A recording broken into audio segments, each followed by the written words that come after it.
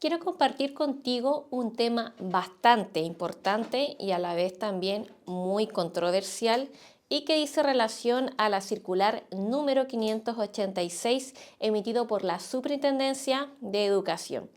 ¿Qué vamos a ver el día de hoy? Las nociones básicas de esta circular, como por ejemplo, ¿qué es una circular?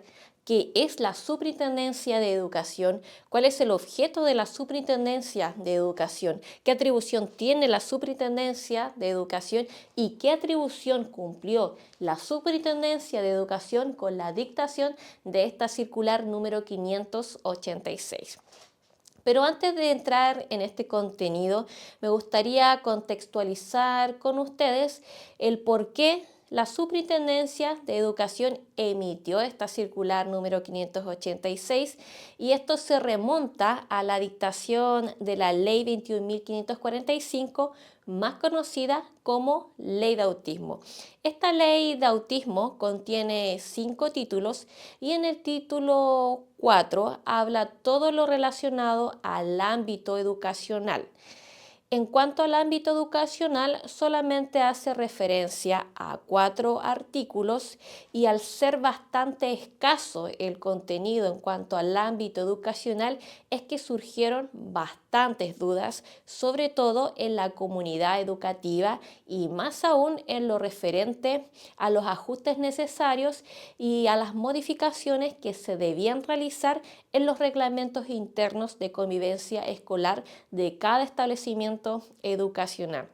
Es por esa razón que la Superintendencia de Educación dicta esta circular en diciembre del año 2023, el cual comenzó a regir ya este año 2024 al inicio del año escolar. Y para ello vamos a comenzar entonces hablando sobre lo más básico respecto a esta circular número 586 para comprender de qué trata esta normativa. Entonces, debemos comprender primeramente qué es una circular. Una circular es un documento formal que es emitido por una autoridad.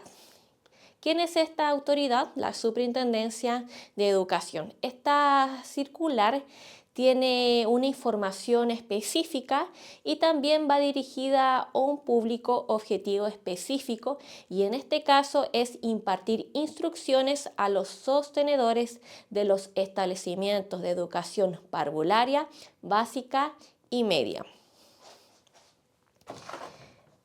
Ahora que vimos lo que era una circular y como ya sabemos que esta circular fue emitida por la Superintendencia de Educación, es importante entonces que analicemos qué es la Superintendencia de Educación.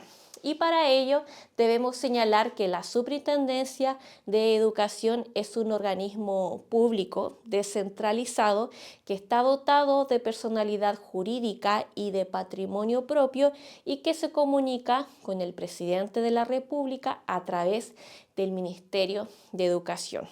¿Por qué señalamos y por qué abordamos este tema de la Superintendencia de Educación?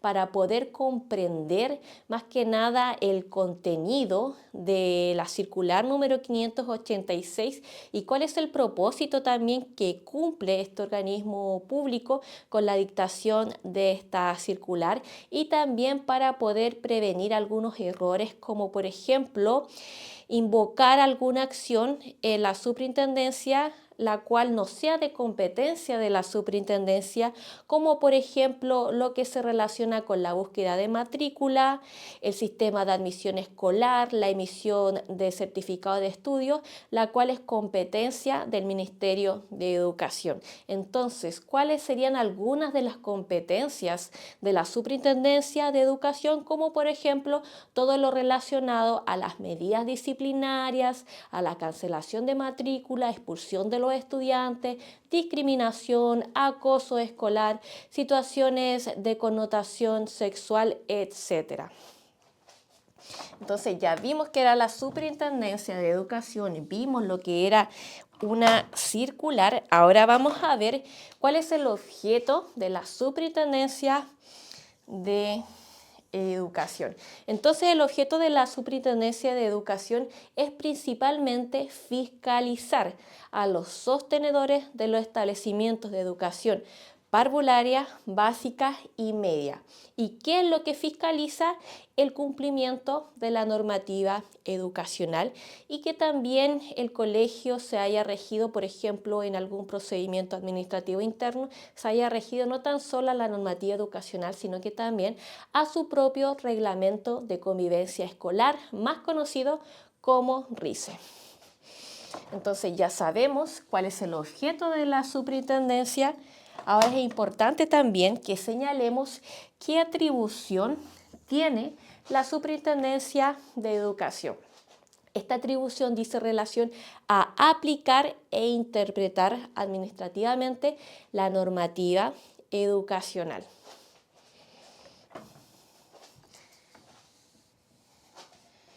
Ahora, en relación a lo anterior, si ya sabemos entonces que la Superintendencia de Educación cumple la finalidad de aplicar e interpretar la normativa educacional, entonces cabe preguntarnos, ¿qué atribución cumplió entonces la Superintendencia de Educación con la dictación de la circular número 586?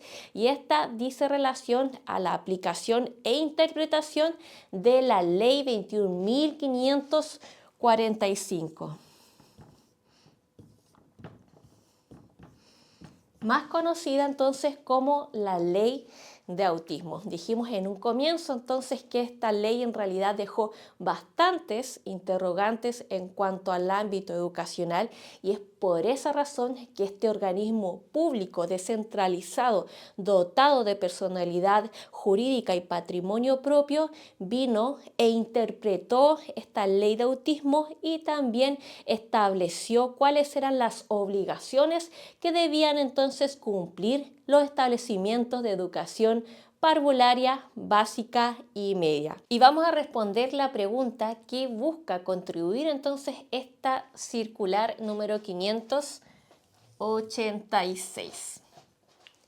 En cuanto a la contribución de esta normativa, dice relación a que se adopten las medidas concretas para asegurar el derecho a la educación de los párvulos y estudiantes autistas, como por ejemplo, esta circular habla en cuanto a la modificación de los reglamentos internos de los establecimientos de educación parvularia básica y media y señala en cuanto a ello dos ejes, el preventivo y el reactivo de respuesta, y en relación a estos ejes direcciona a los colegios para que emitan dos instrumentos, tales como el Plan de Acompañamiento Emocional y Conductual, conocido como el PAEC, y también otro instrumento que es el Protocolo DEC, Protocolo de Desregulación ante situaciones de desregulación emocional y conductual. Esto es más que nada un ejemplo que quiero señalarles porque el contenido de esta circular en realidad abarca diversos temas y este es uno de ellos. Por tanto, esa es una de las atribuciones, más bien dicho, que busca contribuir esta circular número 586. Entonces, ya vimos cuál es la contribución entonces que hace esta circular número 586. Ahora vamos a ver cuál es el alcance de la circular número 586. Esta es una pregunta que se repite bastante porque muchas personas tienden a pensar que la ley de autismo y toda la normativa relacionada a la ley de autismo solamente aplicaría para algunos establecimientos educacionales y esto no es así. El alcance de esta circular, nos señala esta normativa, es que va dirigida a todos los establecimientos de educación parvularia, básica y o media, independientemente de la modalidad de su financiamiento, es decir, tanto públicos como pagados con reconocimiento oficial del Estado.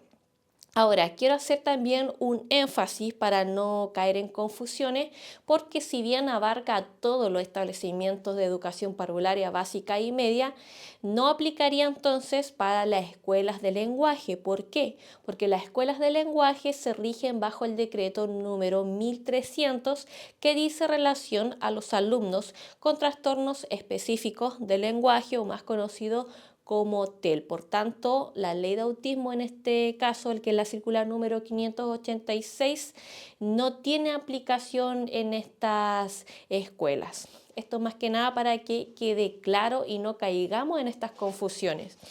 Entonces ya señalamos el alcance de la circular número 586.